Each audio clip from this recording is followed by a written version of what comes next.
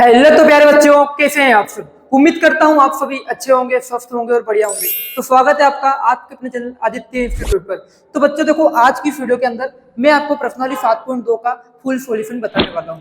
इस वीडियो के अंदर अपन प्रश्नावली 7.2 के जितने भी सवाल है ना, सभी सवालों को बिल्कुल शानदार तरीके से सोल्व करने वाले हैं। एक एक सवाल को बिल्कुल बारीकी से और अच्छे से अच्छे तरीके से आपको समझाने वाला हूँ। लेकिन अगर मेरा आपसे वादा है, अगर आप वीडियो को पूरा देखते हो ना, तो आपको किसी और वीडियो पे क्लिक करने की जरूरत नहीं पड़ेगी। अगर आपने इस वीडियो को पूरा देख लिया और अच्छे से समझ लिया तो ठीक है ना। तो बिना रुके हम करते हैं स्टार्ट। लेकिन अगर आपने प्रश्नावली 7.1 का सॉल्यूशन नहीं देखा है तो लिंक दिया है हमने, तो आप जाके चेक कर सकते हैं, ठीक है ना। तो प्रश्नावली 7.2 के अंदर अगर मैं बात करता हूँ ना, तो सवालों को सोल्व करने से पहले अपने पास थोड़ा सा कुछ बेसिक आता है। इस चैप्टर के अंदर ओनली कितने 3 फॉर्मूला आता है। कितने फॉर्मूला आते हैं? 3 फॉर्मूला आते हैं। एक फॉर्मूला किसके अंदर काम में आया था? 7.1 के अंदर, याद है? जो मैंने बताया था, दूरी सूत्र बोलते हैं, ठीक है। अब बचे कितने? 2 फॉर्मूला। अब ये 2 फॉर्मूला का उपयोग कहाँ होता है अपने पास? किसके अंदर होता है? 7.2 के अंदर। ये 2 फॉर्मूले दिख तो 2 रहे हैं, लेकिन दोनों का मतलब एक ही है। तो देखो, सबसे पहले यहाँ पे टॉपिक क्या लिखा हुआ है? विभाजन सूत्र। अब आखिरकार विभाजन सूत्र का मतलब आखिर होता है क्या, ठीक है। इसका उपयोग कहाँ पे करते हैं और कैसे करते हैं, वो आपको मैं आगे सवाल के अंदर बताने वाला हूँ। लेकिन आपको क्या करना है, सबसे पहले इस फॉर्मूला को नोट करना है कि फॉर्मूला क्या है। कि विभाजन सूत्र का फॉर्मूला क्या होता है? m1x2 प्लस m2x1 अपॉन में m1 plus m2 coma m1y2 plus m2y1 upon में m1 प्लस m2। देखो, इसका उपयोग अपन ऐसा करते हैं। मान लो जैसे मैंने कोई रेखा खींच दी ऐसा, ठीक है ना। ये क्या है? एक रेखा है। अब इस रेखा का एक पॉइंट तो भाई साहब यहाँ पे ये वाला है, ठीक है ना। और एक और पॉइंट कौन सा रहेगा? ये वाला। अब क्या करते हैं, जो स्टार्टिंग वाला पॉइंट रहता है उसको अपन किससे दर्शाते हैं? x1 और किससे? y1 से। जो पहले नंबर का पॉइंट रहेगा ना, उसको किससे दर्शाऊंगा? x1 y1। मतलब उसके निर्देशांक कितने हैं? x1 y1। और जो दूसरा वाला है ना, उसके निर्देशांक कितने रहेंगे? x2 और y2। अब क्या होता है कि विभाजन सूत्र में बताता है कि हम इन दोनों बिंदुओं से जो रेखा बन रही है ना, उसके रेखा के बीच में हमने कोई सा मन से बिंदु ले लिया भाई साहब। कौन सा वाला? ये वाला। तो अपन इस बिंदु के निर्देशांक भी निकाल सकते हैं। किसकी सहायता से? विभाजन सूत्र से। अब ये विभाजन सूत्र क्या बोलता है? मान लो इसके x1 y1 क्या निर्देशांक है, इसके x2 y2 निर्देशांक है। बात समझना। तो इसके निर्देशांक कितने आएंगे यहाँ पे? x, y। याद रखना है, इधर वाला x1 y1 है, इधर वाला x2 y2 है।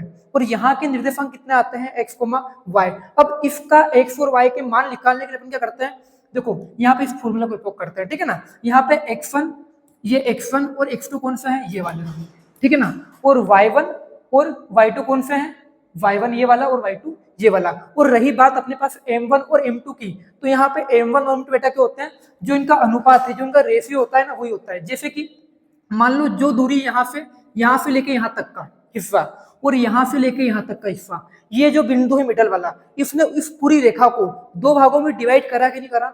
थोड़ा भाग इधर है और थोड़ा भाग क्या है? उधर है। तो इधर वाला हिस्सा क्या कहलाता है बेटा लोग? m1। और उधर वाला हिस्सा क्या कहलाता है? m2। तो यहाँ पे m1 और m2 क्या होते हैं? 2 अलग अलग पार्ट होते हैं। m1 इधर वाला और m2 उधर वाला। और बीच वाला क्या होता है? एक पॉइंट होता है जिसके निर्देशांक कितने होते हैं? x, y। अभी आपको घबराने की आवश्यकता नहीं है। आपको बस पहले सूत्र याद करना है कि सूत्र कैसे आता है। आप अगर सवाल करोगे ना, इसके आगे वीडियो कर बताने वाला हूँ आपको, ठीक है ना। तो आप जैसे जैसे सवाल करते जाओगे ना, ऐसे डाउट क्या होते जाएंगे? क्लियर होते जाएंगे, ठीक है ना। घबराने की आवश्यकता नहीं है। एक और क्या है? मध्य बिंदु के निर्देशांक। और मध्य बिंदु के अंदर क्या होता है? यहाँ पे जो m1 और m2 होते हैं ना, दोनों हट जाते हैं। कि x1 प्लस x2 बटे में कितना? 2। y1 प्लस y2 बटे में कितना? 2। ठीक है ना। ये वाला मान जो होता है ना, ऊपर वाला, ये x के निर्देशांक होता है। और कोमा के बाद वाला, इधर के कोमा के बाद क्या आता है? y। तो ये y वाला होता है। आपको घबराने की आवश्यकता नहीं है। फॉर्मूला आपको थोड़ा टफ लगेगा, लेकिन अब मैं आपको सवाल बताने वाला हूँ। अगर आप सवाल करोगे ना, तो आपके सारे के सारे डाउट क्लियर हो जाएंगे। अगर वीडियो अच्छी लग रही है तो लाइक करनी है, ठीक है। और ज्यादा से ज्यादा क्या करना है? शेयर करना है। तो आते हैं प्रश्नावली के पहले सवाल की तरफ, ठीक है ना। मैं बोल रहा हूं, अगर आपने वीडियो को पूरा देखा है ना, तो वीडियो को पूरी समझ में आएगी। आपको वीडियो को पूरा देखना है, घबराने की आवश्यकता नहीं है, क्योंकि एक एक चीज को बिल्कुल अच्छे से बताने वाला हूं। मेरा आपसे क्या है? वादा है, ठीक है। तो उस बिंदु के निर्देशांक ज्ञात कीजिए। भाई साहब क्या बोला है कि उस बिंदु के निर्देशांक ज्ञात कीजिए जो बिंदु, देखो बताता हूं मैं, जो बिंदुओं -1,7 और 4,3 को मिलाने वाले रेखाखंड को 2:3 के अनुपात में विभाजित करती है। देखो, क्वेश्चन थोड़ा आपको अटपटा दिख रहा होगा। पहले क्वेश्चन को देखो, उसके बाद पढ़ते हैं। देखो, कि उस बिंदु के निर्देशांक ज्ञात कीजिए। ठीक है, जो बिंदु एक कौन सा है, -1,7। चलो एक मैं पहले रेखा खींचता हूँ। कौन सी खींचता हूँ मैं, रेखा खींचता हूँ। ठीक है, मान लो कोई रेखा खींच दी मैंने, ये तो कोई है रेखा है। ठीक है, अब इसका एक पॉइंट तो भाई साहब कौन सा है, ये वाला है, और एक और कौन सा है, ये वाला है। अब बिंदुओं -1,7, तो -1,7 कहाँ पे रहेगा, यहाँ पे रहेगा। एक और क्या है, 4,-3, तो 4,-3 को मिलाने वाले रेखाखंड। देखो एक पॉइंट अपना ये था और एक पॉइंट ये था, तो अपन ने इन दोनों को क्या करा, मिला दिया।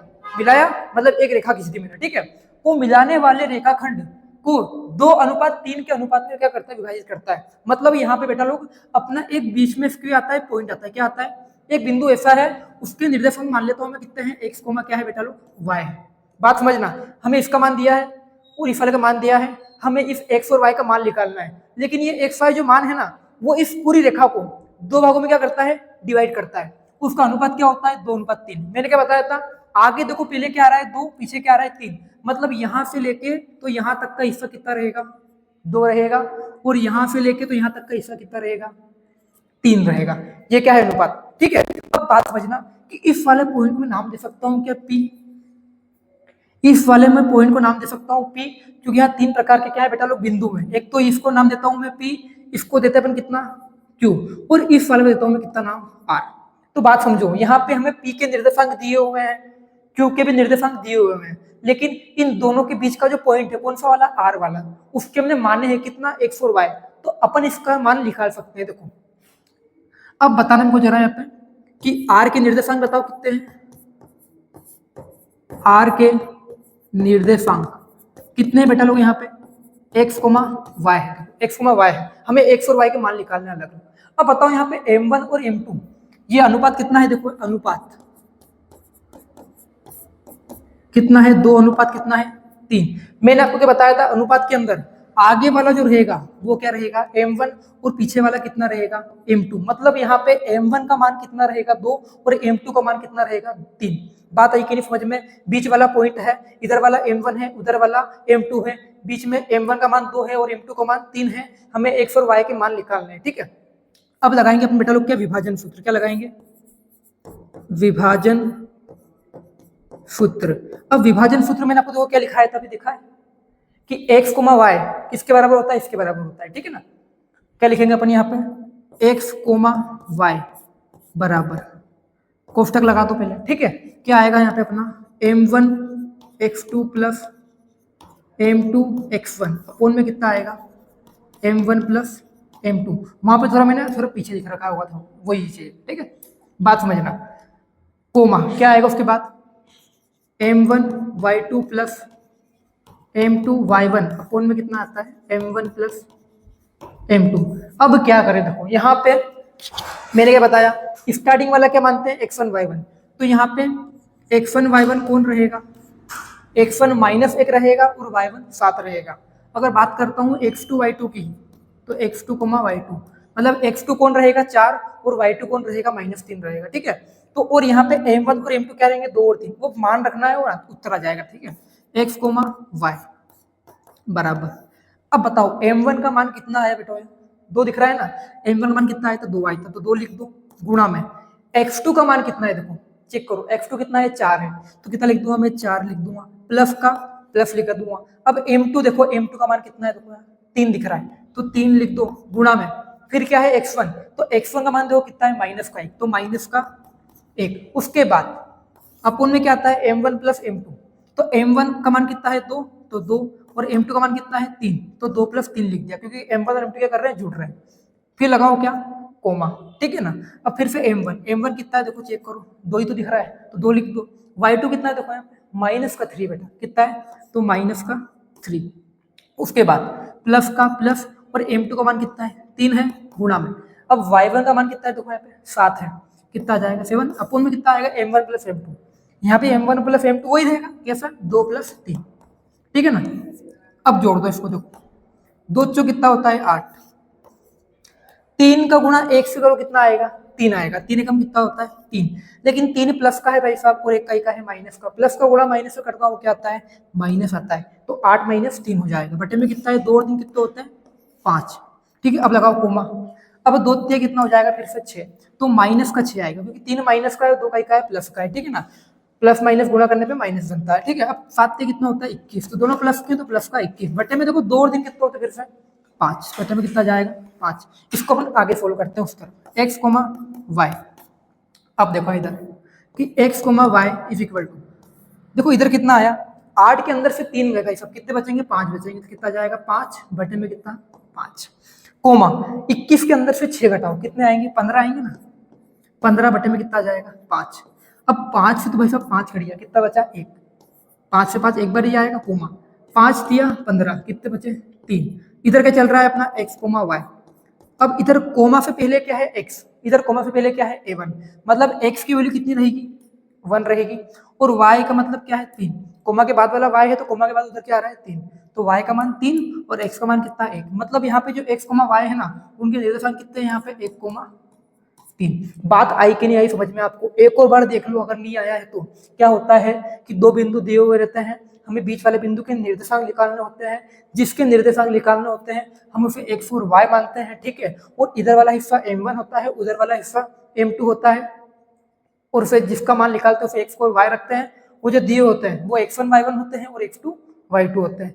तो यहाँ पे प्रश्न में देखो ये x1 y1 है अपना, ये x2 y2 है, और ये क्या है अपना m1 और m2 है, और उस बिंदु मतलब किसका मान निकालना है इस x और y का, इतना अपने को इस फॉर्मूले से मान निकालना है, और ये हमारा क्या होगा बेटा लोग आंसर होने वाला है, ठीक है ना।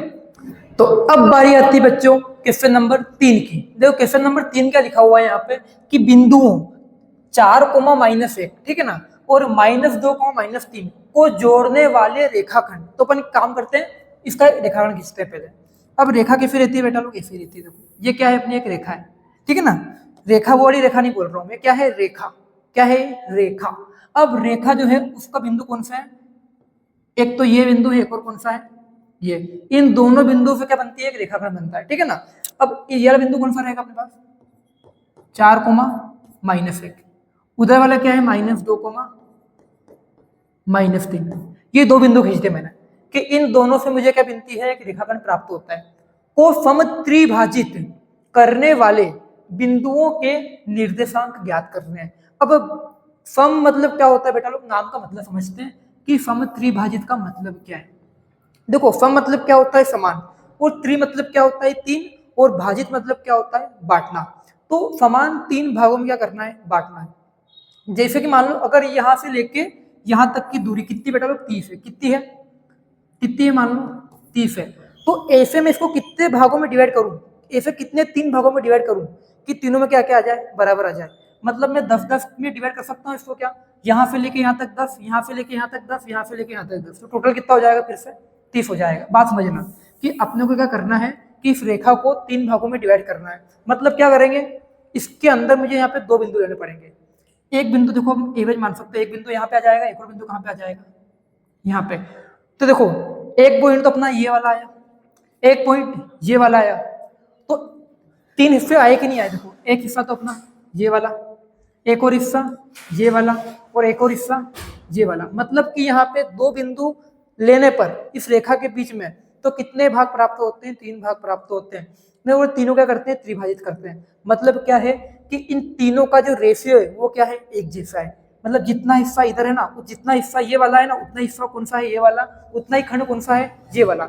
ये क्या है सम त्रिभाजित है, बात समझिएगा। करने वाले बिंदुओं के निर्देशांक ज्ञात कीजिए। अब देखो इसको मान लेता हूं मैं कितना है, ये ए है, कितना है बेटा लोग ए है, ये कितना है बी है, और ये कितना मानता हूं इसको मैं सी मानता हूं, इसको कितना मानता हूं मैं बी। अब सम त्रिभाजित है, समान भाग है कि नहीं है। अब जो अनुपात होता है वो क्या होता है, वहां छोटी से छोटी संख्या होती है जो किसी चीज को क्या अनुपात में दर्शाती है, ठीक है। अनुपात में सबसे छोटा से छोटा अंक आता है, ये बात पता होनी चाहिए आपको। अब यहाँ पे लेके मान लो अगर ये एक रहेगा तो ये भी कितना रहेगा हिस्सा एक रहेगा, और ये भी कितना रहेगा एक, क्योंकि प्रश्न में बोला क्या है ये सम त्रिभाजित है। तो अब अगर मान लो कि मैं बात करता हूं मैं सी बिंदु के निर्देशांक निकालने की, बात किसी करता हूँ सी की, तो जब मैं सी के निर्देशांक निकालूंगा ना तो डी को क्या करना है आपको भूल जाना है थोड़ी देर के लिए। जब सी के निर्देशांक निकालेंगे ना तो डी को भूल जाओ। तो सी के इधर वाला हिस्सा बताओ कितना है, ये एक है क्या नहीं है। मैं अगर बात करता हूँ सी के उधर वाले हिस्से की तो डी को भूल जाओ, तो एक और एक मिलकर कितने हो जाएंगे 2। मतलब फी के उधर का हिस्सा कितना आएगा बेटा लोग, 2 आएगा। तो फी का अनुपात कितना आएगा अपने पास यहाँ पे, 1:2 आएगा, क्योंकि फी के इधर वाला भाग 1 है और उधर वाला भाग कितना है, 2 है, क्योंकि अपन डी को भूल चुके हैं। 2 भाग ठीक है नहीं है, सम त्रिभाजित करा था, इधर वाला भाग 1 है, उधर वाला भाग कितना है, 2 भाग है, तो इसका अनुपात कितना आएगा, 1:2। तो देखो यहाँ पे लिखता हूँ पहले मैं फी के निर्देशांक, किसके निर्देशांक, फी के निर्देशांक। अगर फी के निर्देशांक की बात करते हैं ना, फी के निर्देशांक निकालने के लिए यहाँ पे m1 अनुपात m2, बताओ m1 कितना रहेगा, 1 रहेगा, और m2 कितना रहेगा यहाँ बेटा लोग, 2 रहेगा, ठीक है ना, क्योंकि फी के आगे 1 हिस्सा है और फी के पीछे 2 हिस्से हैं यहाँ पे। अब देखो विभाजन सूत्र का प्रयोग करेंगे, ठीक है ना। तो विभाजन सूत्र क्या बोलता है, यहाँ पे लिख दो विभाजन सूत्र से, विभाजन सूत्र। अब विभाजन सूत्र बेटा लोग क्या बोलता है पता है ना, कि x, y बराबर कितना होता है, m1 x2 plus m2 x1, ठीक है, अपोन में कितना आता है, m1 प्लस m2, एक तो ये, फिर coma m1 y2 plus m2 y1, upon में कितना आता है, m1 प्लस m2। ये तो किसके निर्देशांक होते हैं, अपने विभाजन सूत्र से निकालते हैं, ठीक है। अब x, y है तो x, y चलने दो। मैंने क्या बताया था, m1 मतलब कितना है 1, तो 1 लिख दो, गुणा में कितना आता है x2। अब x2 कैसे याद रखोगे, देखो ये वाला जो पार्ट है ना वो क्या है x1 और ये क्या है y1, और ये वाला क्या है x2 और ये क्या रहेगा y2, ठीक है ना। तो m1 की जगह मैंने m1 लिख दिया, x2 का मान देखो कितना है यहाँ पे -2, तो कितना आएगा गुणा बेटा लोग -2, फिर प्लस का प्लस, m2 का मान देखो कितना है 2, तो 2 लिख दो, इंटू में x1 की वैल्यू कितनी है देखो यहाँ पे, x1 मतलब आगे वाला कितना है 4 है, कितना जाएगा 4 बटे में कितना आएगा m1 plus m2, m1 means 1 और m2 मतलब क्या है 2, फिर कोमा लगा दो, कोमा का कोमा, फिर m1 कितना है देखो 1 है, y2 कितना है देखो लास्ट वाला क्या है -3, तो -3 गुणा में आ जाएगा, फिर प्लस का प्लस। अब देखो m2 मतलब कितना है 2, तो 2 लिख दो, उसके बाद कितना आएगा y1। अब y1 क्या करेंगे बेटा लोग यहाँ पे अपन, y1 का मान देखो कितना है प्रश्न में -1 है, तो -1 अपोन में कितना आ जाएगा, फिर से m1 प्लस m2 मतलब 1 प्लस 2, कोष्टक पेक कर देंगे। अब देखो गुणा करना है आपको, 2 का गुणा 1 से करो कितना आएगा 2, 1 प्लस का है 2 माइनस का है, प्लस माइनस गुणा में क्या होता है माइनस, 4 दूनी कितना होता है 8, तो प्लस का 8 बटे में कितना जाएगा 3। अब 3 का गुणा 1 से करो कितना आएगा -3, 2 का गुणा 1 से करो क्या आएगा -2, अपोन में कितना आएगा 2 कितना होता है 3, बटे में कितना आ गया फिर से अपना 3। देखना इधर क्या चल रहा है अपना x, y, ये फी के निर्देशांक है, ठीक है ना, ये फी के निर्देशांक के लिए।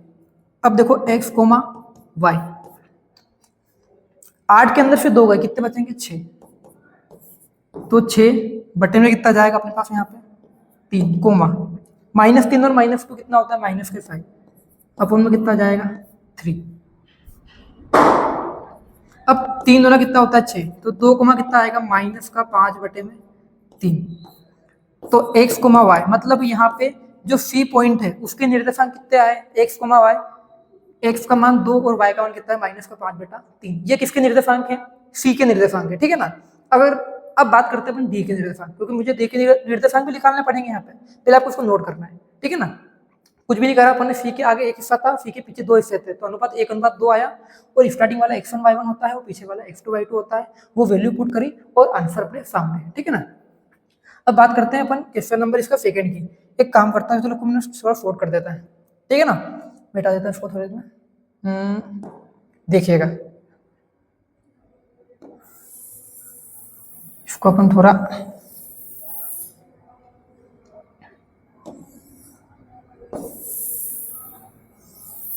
देखिएगा, इसको थोड़ा छोटा कर देते हैं अपन, छोटा करके साइड में पटक देते हैं।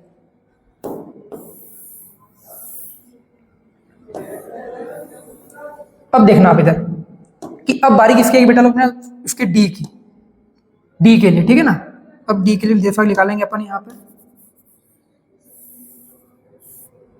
अब डी के लिए अपने बहुत आसान हो जाएगा। अब डी के लिए भी वही तरीका लगाएंगे अपन, कौन सा वाला, कि डी के लेकर अनुपात चेंज हो जाएंगे। देखो डी के आगे हिस्सा कौन सा है, आगे कितने पार्ट है, देखो 1 और 1 कितने हैं 2 हैं, तो डी के आगे वाला पार्ट में कितने आएंगे यहाँ पे 2 आएगा, लेकिन डी के पीछे वाला पार्ट जो है देखो यहाँ पे कितना आएगा, एक हिस्सा ही है, तो यहाँ पे अनुपात कितना आएगा बेटा लोग, 2:1 आएगा। सी के आगे पहले 1 था, सी के लिए 1:2 था, लेकिन डी के लिए 2:1 आएगा, ठीक है ना। क्यों आएगा, क्योंकि आगे 2 हिस्से और पीछे एक हिस्सा है। तो यहाँ पे देखो M1 और M2 क्या चीज हो जाएगी, मतलब 2 कितना हो जाएगा। अब किसके लिए बेटा लोग, डी के लिए, तो लिख देंगे अपन डी के निर्देशांक, ठीक है ना। अब क्या करेंगे बेटा लोग, यहाँ पे वही इसको थोड़ी देर के इधर, अब इसके लिए भी x, y वाला सूत्र लगाएंगे, कौन सा, विभाजन सूत्र वाला। अब यहाँ पे बेटा चेंज क्या होगा, देखो M1 अपना चेंज हो जाएगा, कितना जाएगा, 2 हो जाएगा। x2 कितना रहेगा, देखो यहाँ पे माइनस का 2 ही रहने वाला है, प्लस M2 कितना है 1, तो 1 लिख देंगे। x1 देखो कितना है 4, तो 4 लिख दूंगा। बटे में कितना आता है M1 प्लस M2, M1 और M2 कितना आएगा यहाँ पे 2 + 1, फिर कोमा लगा देंगे। M1 मतलब कितना है 2 है, देखो कितना है यहाँ पे M1 मतलब 2। अब देखो y2 का मतलब कितना है, -3, तो -3 प्लस M2 देखो कितना है, फिर से 1 है, और y1 कितना है -1। देखो अपन में कितना आता है M1 प्लस M2 मतलब 1 प्लस कितना, मतलब 2 + 1, ठीक है ना। अब क्या करेंगे, देखो 2 दूनी कितना होता है 4, प्लस माइनस माइनस का 4, 4 एकम 4, तो कितना प्लस का 4, बटे में कितना आ गया, तो कोमा लगाया, 2 3 6, माइनस का 6 आएगा, प्लस माइनस माइनस होता है, फिर प्लस माइनस क्या होता है माइनस, तो माइनस का 1 बटे में कितना आ गया 3। अब देखो 4 प्लस का है 4 माइनस का, दोनों क्या हो गए कैंसिल। बताओ कितना बचेगा, x, y इक्वल टू कितना आता है, देखो यहाँ पे 4 में से 4 गया, कितना बचा 0, तो 0/3। यहाँ पे कितना आएगा, -6 और -1 कितना होता है, -60/3। 0 में किसी का ही भाग लगाओ, कितना आएगा 0 आएगा, तो 0, -60/3। मतलब कि जो डी के निर्देशांक है वो क्या आते हैं बेटा लोग, यहाँ पे जो डी के निर्देशांक है वो क्या है, x, y, x का मान 0 है और डी y का मान कितना है -7/3। अब बारी आती है हमारे पास क्वेश्चन नंबर 4 की। जो क्वेश्चन नंबर 3 है ना, उसको हमने वीडियो के लास्ट में करा रखा है, तो आप लास्ट में देखना है, ठीक है ना। हम 2 के बाद डायरेक्ट 4 पे आ रहे हैं, ठीक है। तो क्वेश्चन नंबर 4 क्या बोलता है कि बिंदुओं -3, 10 और 6, को जोड़ने वाले रेखाखंड को बिंदु -1, 6 किस अनुपात में विभाजित करता है। मतलब क्या है बेटा लोग यहाँ पे कि हमारे पास 2 प्रकार के क्या है बिंदु है, बिंदुओं -3, 10, ठीक है, वो बिंदु क्या है 6, को जोड़ने वाले रेखाखंड। मतलब क्या करना है कि इन दोनों बिंदुओं को क्या करना है, आपको जोड़ना है, क्या करना है, जोड़ना है। अब रेखाखंड है तो रेखाखंड तो ऐसा ही रहता है, पता है आपको। अब मैं क्या करता हूँ, इस रेखा को जोड़ता हूँ, तो इस रेखा का एक पॉइंट तो ये वाला रहेगा ना, एक और बिंदु कौन सा रहेगा, ये वाला। तो स्टार्ट में कौन सा बिंदु है, -3, 10, तो यहाँ पे क्या रहेगा -3, 10, और एक और क्या है 6, 8, तो 6, ये -8 है, ठीक है ना, तो 6, -8 ये कहाँ पे रहेगा, यहाँ पे। तो मतलब कि -3, 10 और 6, -8 को जोड़ने वाले रेखाखंड को बिंदु, एक और नया बिंदु आता है, ये तीसरा बिंदु क्या है, -1, 6 किस अनुपात में क्या करता है, विभाजित करता है। मतलब क्या है, इस बार हमें आंसर दे दिया है कि आंसर क्या आता है, इसका मतलब कोई सा बीच में कोई बिंदु आता है जिसके निर्देशांक कितने हैं, -1, 6। मैं मान लेता हूँ बिंदु कहाँ पे, यहाँ पे -1, 6। अब पूछ ये रहा है कि ये निर्देशांक जो है, बिंदु जो है, इसके अनुपात कितने हैं। मतलब कि इसके इधर वाला भाग, इस पॉइंट के इधर वाला हिस्सा और इसी पॉइंट के उधर वाले हिस्से का अनुपात जो आएगा वो मैं निकालना है। मतलब क्या है हमारे पास यहाँ पे M1 और M2 के मान हम क्या करने हैं, निकालना है, ठीक है। इसमें हमें आंसर दे दिया है और क्वेश्चन क्या पूछ रहा है, देखो बात करते हैं पहले हम। आपको पता है कि ये क्या है हमारा, इसको नाम देंगे हम कितना, x1 और क्या y1। इधर वाले का नाम x1 y1 रहता है, ठीक है। उधर क्या रहेगा हमारे पास x2 और y2।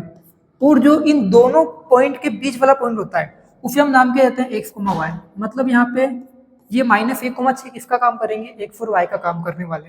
हर बार अपन क्या करते हैं, विभाजन सूत्र से इसका मान निकालते हैं, लेकिन इस बार क्या है, हमें M1 और M2 का मान निकालना है, ठीक है। लिख देता हूँ पहले मैं यहाँ पे, यहाँ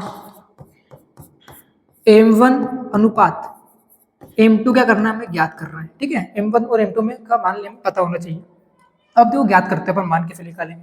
आपको पता होना चाहिए कि विभाजन सूत्र का फॉर्मूला क्या होता है, विभाजन सूत्र का फॉर्मूला क्या बताया मैंने आपको कि x, y is equal to कितना होता है, देखो यहाँ पर कि x, y बराबर कितना आता है, M1 x2 plus M2 x1 अपन में कितना आता है, M1 प्लस M2, यही आता है, ठीक है। उसके बाद देखो कोमा लगाता हूँ मैं, कोमा, फिर क्या आएगा यहाँ पे। अब y के लिए क्या आता है, M1 y2 plus m2y1 upon में कितना आता है फिर से m1 प्लस m2। देखो मैंने इसको येलो से लिखा है ताकि आपको समझ में आ जाएगा। ये तो x वाला है नहीं, ये किसका y वाला। ये विभाजन सूत्र का फॉर्मूला है, बताया था मैंने आपको, ठीक है। अब यहाँ पे सबके मान दिए हुए हैं। तीन चीजें होती हैं, एक तो x1 y1, x2 y2, एक x4 y, एक और क्या होता है m1 m2।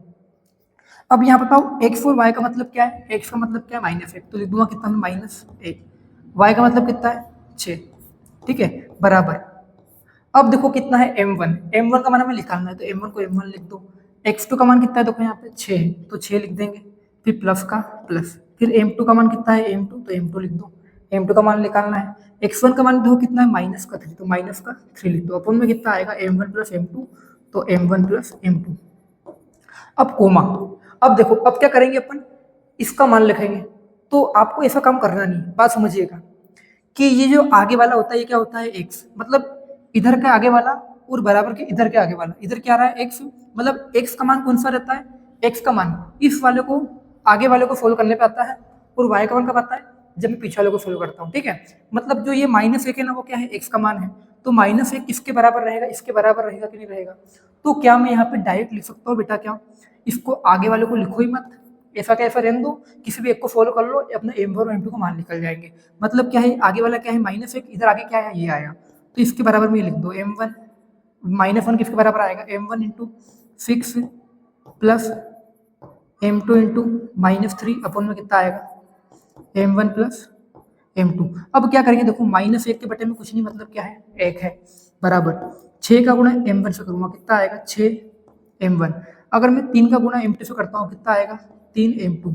m2 प्लस का है, 3 का ही का है माइनस का, प्लस माइनस क्या होते हैं, गुणा में माइनस होता है, तो माइनस अपन में कितना आएगा फिर से m1 प्लस m2। अब क्या करेंगे, यहाँ पे क्रॉस मल्टीप्लाई करेंगे, मतलब रज्जु गुणा करना आता होगा, इसका गुणा इससे और इसका गुणा इससे करके। तो इधर करता हूँ मैं सोल्व।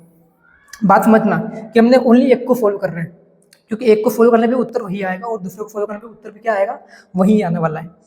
m1 प्लस m2 का गुणा किससे करूँगा -x, तो -1 का गुणा किससे करेंगे अपन, m1 प्लस m2, और बराबर के उधर गुणा क्या चल रहा है, बराबर में 6m1 -3m2 ये चल रहा है। क्योंकि इस पूरे का गुणा अगर मैं 1 से करता हूँ तो वही आता है, एक का गुणा किससे करते हैं वही संख्या आती है, ठीक है। अगर मैं एक का गुणा -1 का गुणा इससे करूंगा तो जो प्लस वाली डिजिट है वो कहीं में हो जाएगी, माइनस में हो जाएगी। तो माइनस का तो क्या आएगा m1, फिर माइनस का क्या आ जाएगा, ये -1 m1 और m2 दोनों का बदल देगा, माइनस में बदल देगा, बराबर कितना आता है 6m1 -3m2। अब क्या करो बेटा लोग, आपको करना यह है कि जो माइनस वाली डिजिट है ना उनको एक तरफ कर लो और प्लस वाली डिजिट को एक तरफ कर लो। जैसे कि यहाँ पे आपको ये माइनस का 3m2 उधर प्लस माइनस का दिख रहा है, इसको मैं इधर लाता हूँ, कई का हो जाएगा बेटा लोग, प्लस का हो जाएगा। बात समझना, इस माइनस के 3m2 को मैं इधर लाता हूँ बराबर की, इधर कई का हो जाएगा प्लस का, तो लिख दो 3m2, ठीक है। और एक और क्या चल रहा है माइनस का m2, मैंने इसको और इसको लिखा है, ठीक है। बराबर कितना चल रहा है देखो यहाँ पे 6m1, तो 6m1 लिख दो। और जो m1 वाला था इधर माइनस का m1 था वो उधर जाएगा, कहीं का हो जाएगा प्लस का, तो प्लस का कितना हो जाएगा m1। मतलब मैंने क्या करा, बराबर की एक तरफ सारी डिजिट मैंने m2 की ले ली और बराबर के उधर क्या ली, m1 की डिजिट ले ली सारी, ठीक है ना। अब 3m2 के अंदर से एक बार m2 गया, कितना बचेगा 2m2।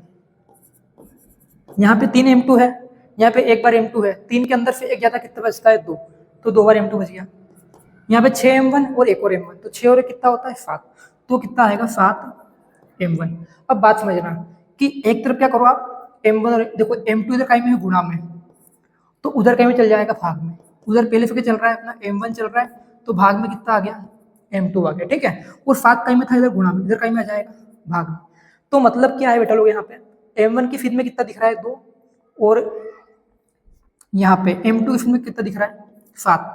मतलब कि m1 की वैल्यू कितनी है 2 और m2 की वैल्यू कितनी है 7। बात है कि समझ में आपको, ये 2 इधर गुणा में था उधर कहीं में चल गया, 7 इधर गुणा में था इधर कहीं में आया भाग में, m2 कहीं में था गुणा में इधर कहीं में आया भाग में। मतलब m1 अपन में m2 ये इक्वल टू कितना आया 2/7, और अनुपात का मतलब भी क्या होता है, ये भाग में है, ठीक है।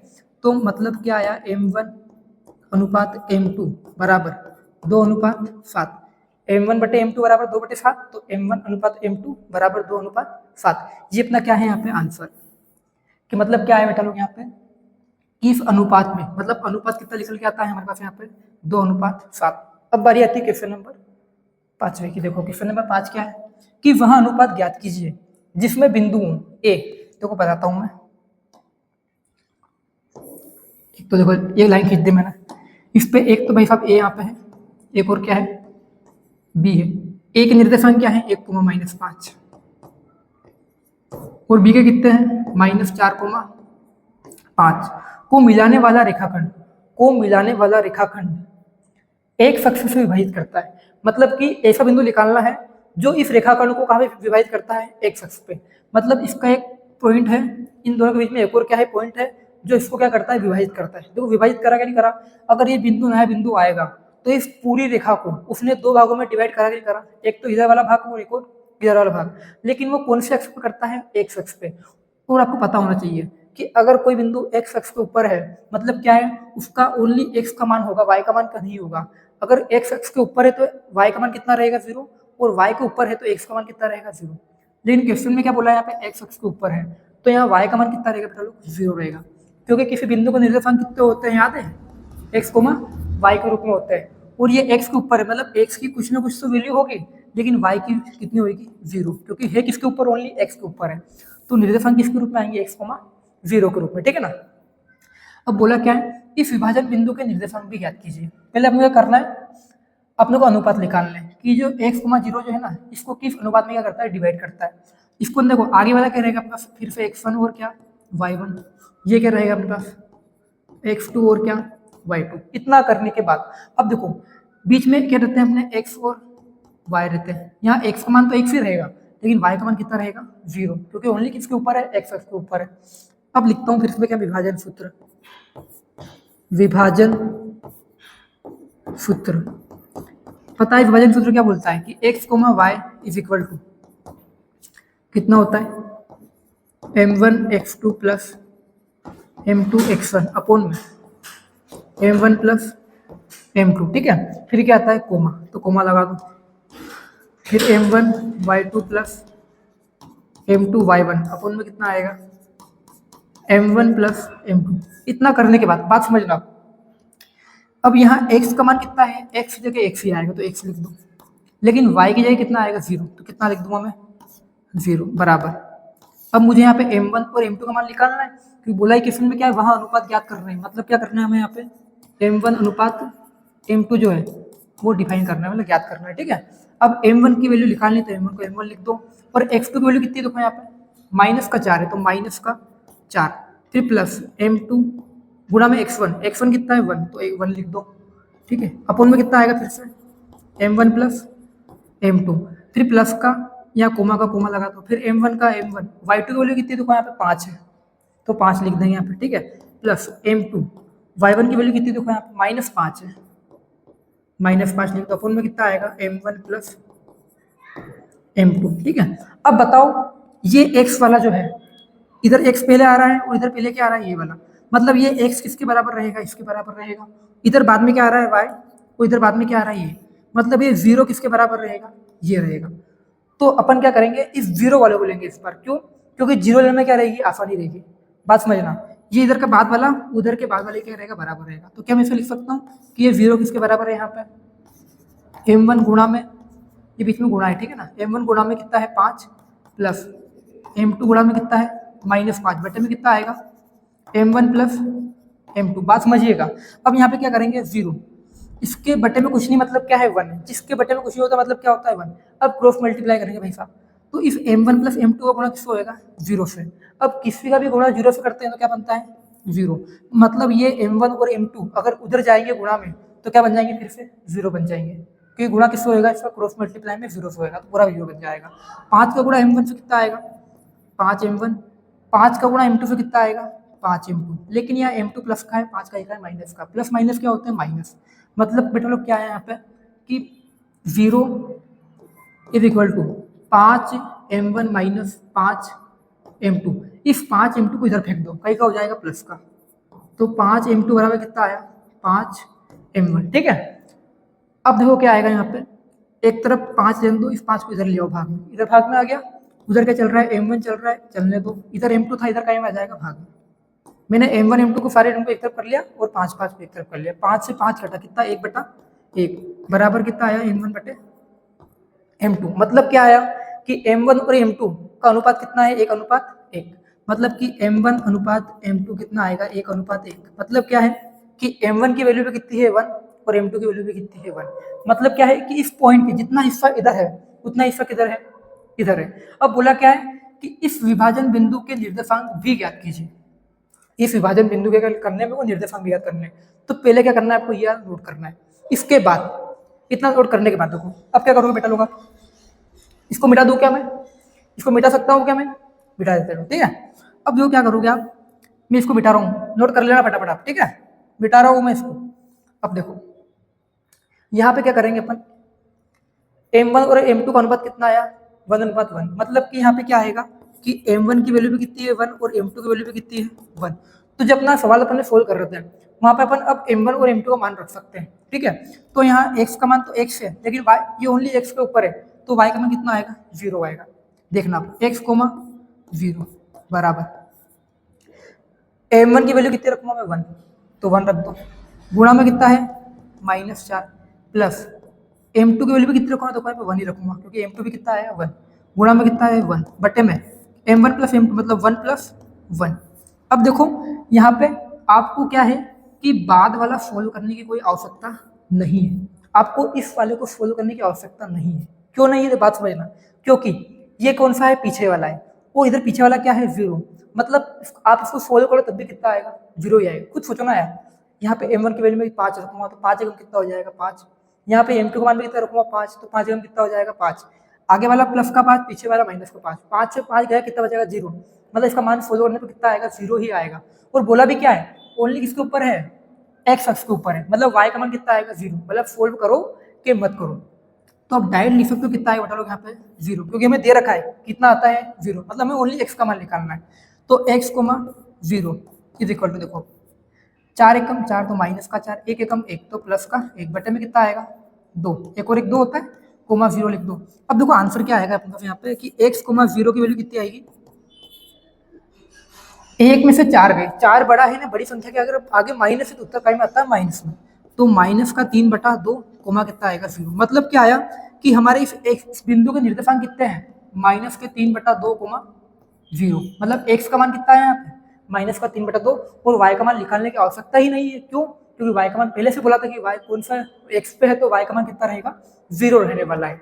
बच्चों अब बारी आती है हमारे पास क्वेश्चन नंबर 6 की। देखो क्वेश्चन नंबर 6 थोड़ा अच्छा क्वेश्चन है, इंपॉर्टेंट क्वेश्चन है, ऐसा क्वेश्चन एग्जाम में देता है। और इस क्वेश्चन को मैं आपको बिल्कुल इजी से इजी तरीके में बताने वाला हूँ, ठीक है ना। आपने बहुत कम जगह देखा हुआ है तरीका, बहुत इजी, जितना इजी हो सकता है उतने इजी तरीके से आपको सोल्व करूंगा इसको मैं। देखो कि बोला क्या है कि यदि बिंदु 1,2 4,y x, 6 और 3,5 इस क्रम में लेने पर, मतलब इसी क्रम में लेने पर, ठीक है ना, लेने पर एक समांतर चतुर्भुज के शीर्ष हो तो x और y ज्ञात कीजिए। देखो समांतर चतुर्भुज, आपको समांतर चतुर्भुज का मतलब पता है क्या होता है समांतर चतुर्भुज। देखो ये जो आपको आकृति दिख रही है बोर्ड के ऊपर, ये जो आकृति है ना वो किसकी है, समांतर चतुर्भुज की। मतलब इस प्रकार का चतुर्भुज जो होता है ना वो कौन सा कहलाता है, समांतर चतुर्भुज कहलाता है, ठीक है। मतलब ये आकृति किसकी बेटा लोग, समांतर चतुर्भुज की। तो यहाँ पे करेंगे बेटा लोग अपन क्या कि जो इसी क्रम में लेना है अपने को। अब पहले नाम देता हूँ बेटा लोग यहाँ पे मैं कि इसके नाम कितना है अपना ए दे देता हूँ, इसको देता हूँ मैं कितना बी, इसको देते हैं कितना अपन सी, इसको देता हूँ मैं कितना डी। बात समझिएगा, ए बी सी डी ये अपने मैंने नाम दे दिए। ए मतलब पहले वाला, तो पहले वाला क्या है यहाँ पे 1,2, तो यहाँ पे कितना आएगा 1,2। बी मतलब दूसरा वाला, तो दूसरे पे क्या आ रहा है 4,y, तो नाम क्या दूंगा 4,y। सी मतलब क्या, तीसरा वाला, तीसरे पे क्या आ रहा है बेटा लोग यहाँ पे x,6, क्या नाम दूंगा मैं x,6। डी मतलब चौथा वाला, चौथे पे क्या आ रहा है 3,5, तो क्या नाम दूंगा 3,5। अब समझना आपको ये है कि इस क्रम में लेने पर समांतर चतुर्भुज के शीर्ष हों तो x और y याद कर रहा है, मतलब हमें जो x ये वाला और y का मान निकालना है।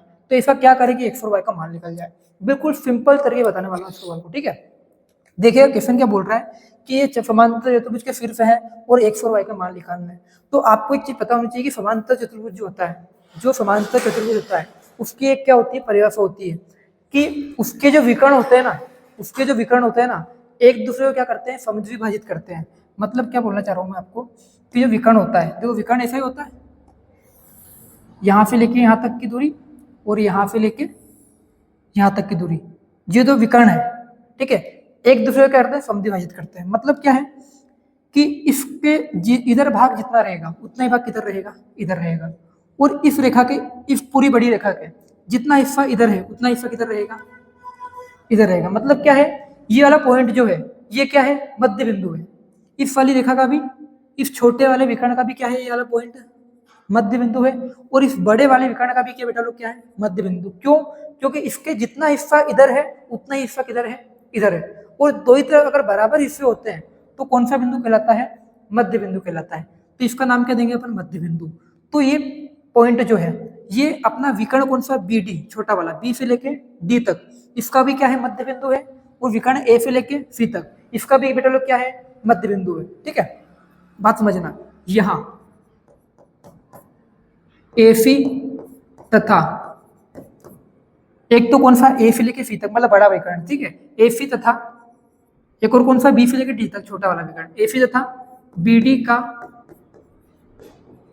मध्य बिंदु एक ही होगा। मतलब क्या है कि इन दोनों के मध्य बिंदु क्या होंगे, एक होंगे। तो अपन क्या करेंगे, एक तो इस बड़े वाले विकर्ण का मध्य बिंदु निकालेंगे और एक छोटे वाले विकर्ण का मध्य बिंदु निकालेंगे और उन दोनों को बराबर रख देंगे, क्योंकि दोनों क्या होंगे, एक जैसे होंगे। तो और एक्स का वाई का मान निकल जाएगा। बात समझना, आपको घबराने की आवश्यकता नहीं है, बहुत इजी क्वेश्चन होने वाला है इतना समझने के बाद। ठीक है, अब क्या करेंगे अपन यहाँ पे अपन कि एसी का मध्य बिंदु, किसका, एसी का मध्य बिंदु।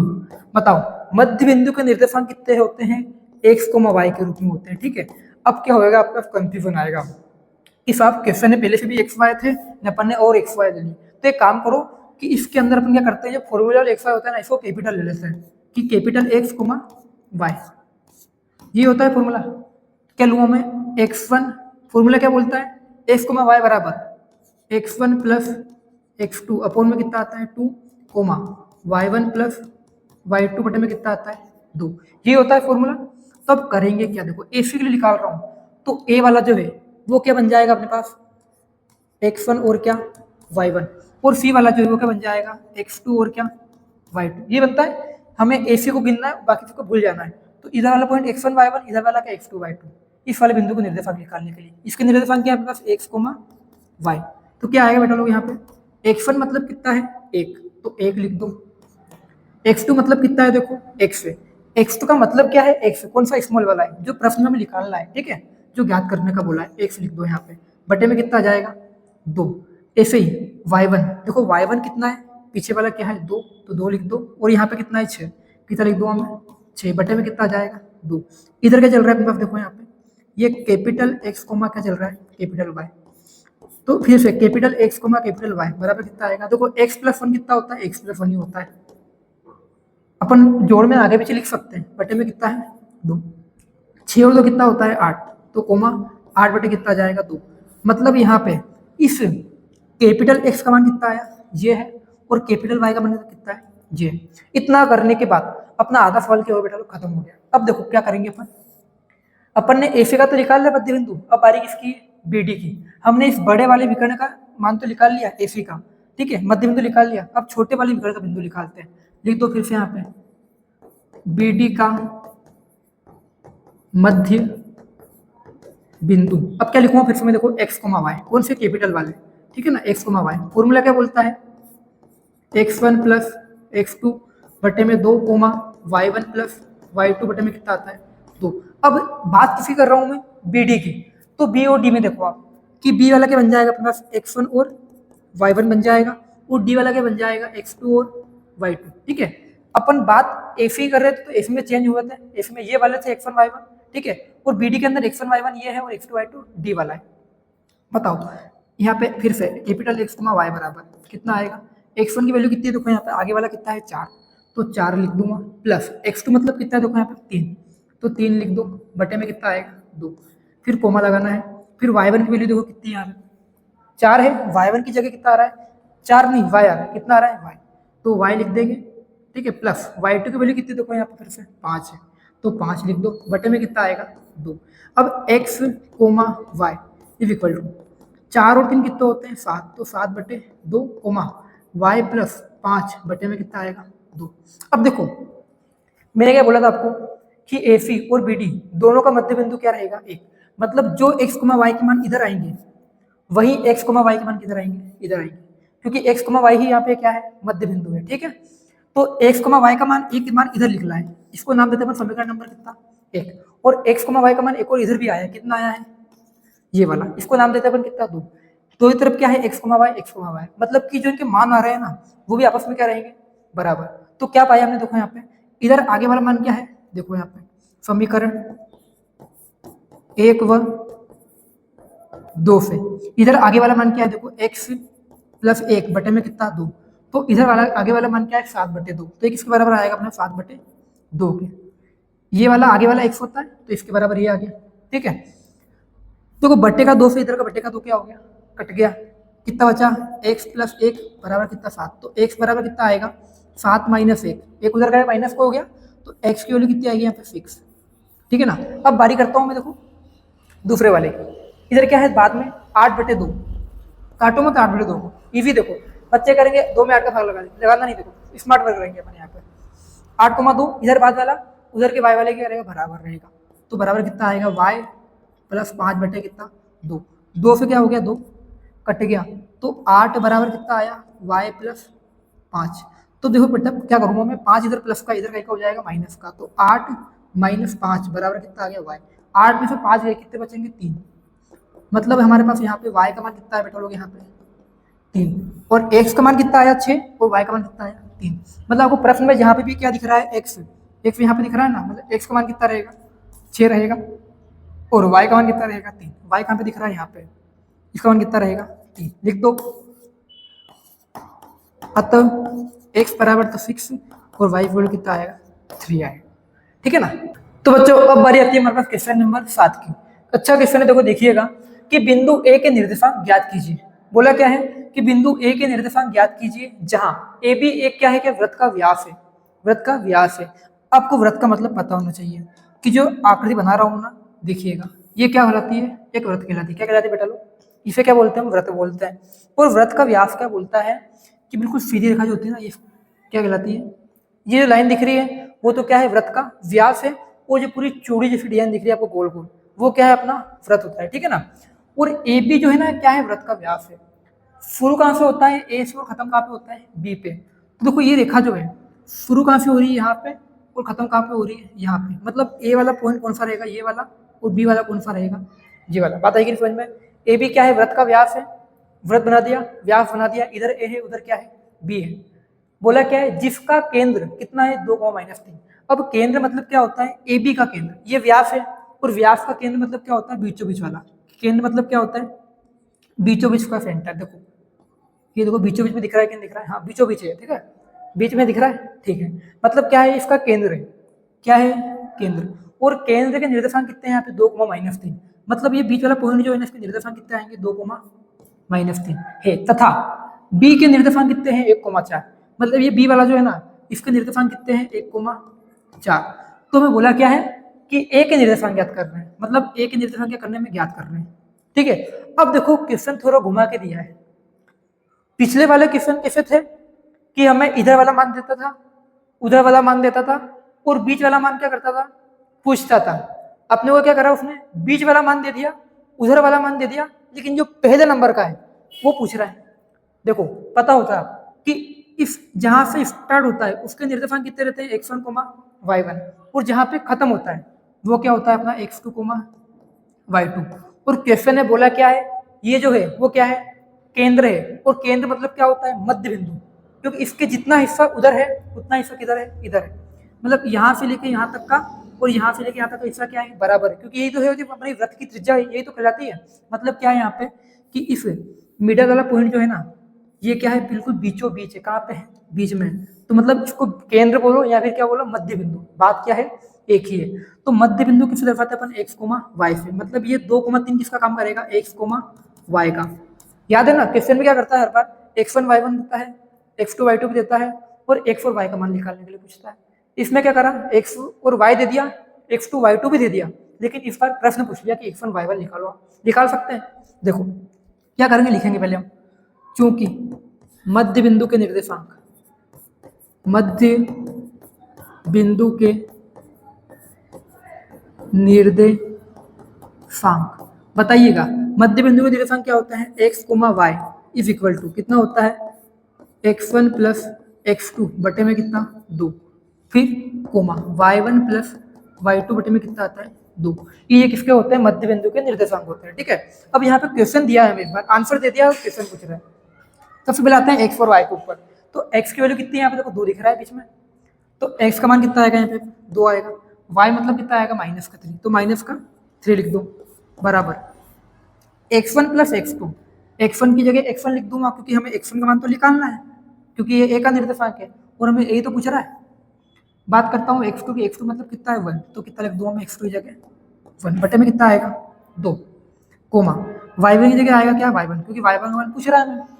y2 का मान कितना है 4, तो प्लस 1 कितना जाएगा 4 बटे में कितना जाएगा, फिर से अपने पास 2 आ जाएगा।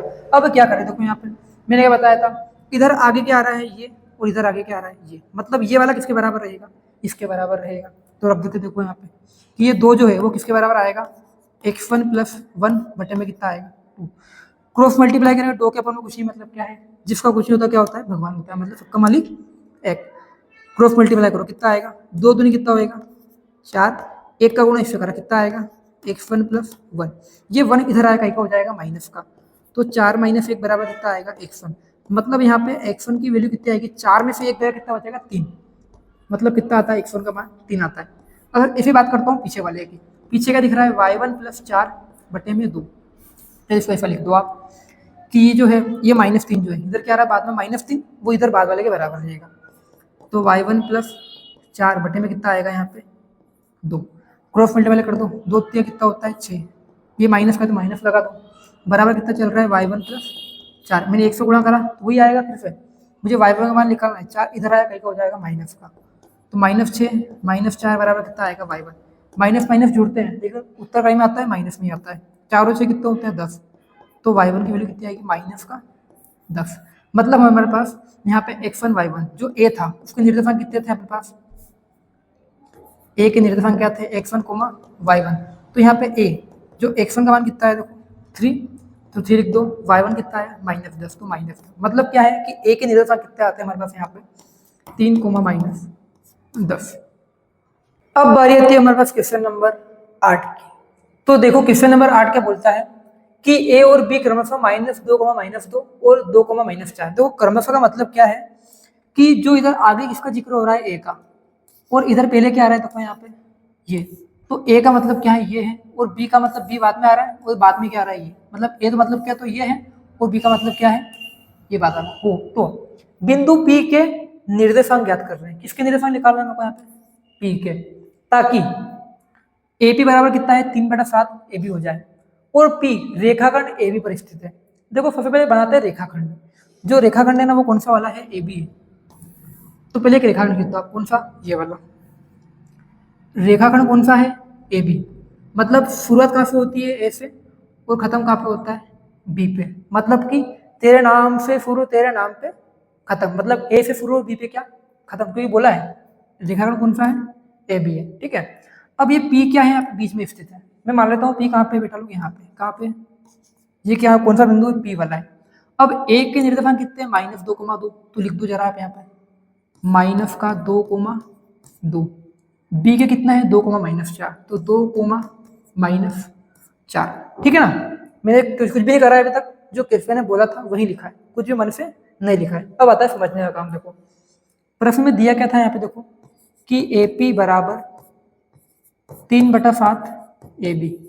अब क्या करेंगे देखो अपन कि जो भी AB और AP जो लंबाई वाले हैं उनको एक तरफ कर देते हैं और संख्याओं को एक तरफ कर देते हैं, तो इधर AP चलने दो, ये AP इधर गुणा में इधर कहीं में आ जाएगा भाग में, तो AP बटे कितना हो गया AB बराबर कितना चल रहा है 3/7।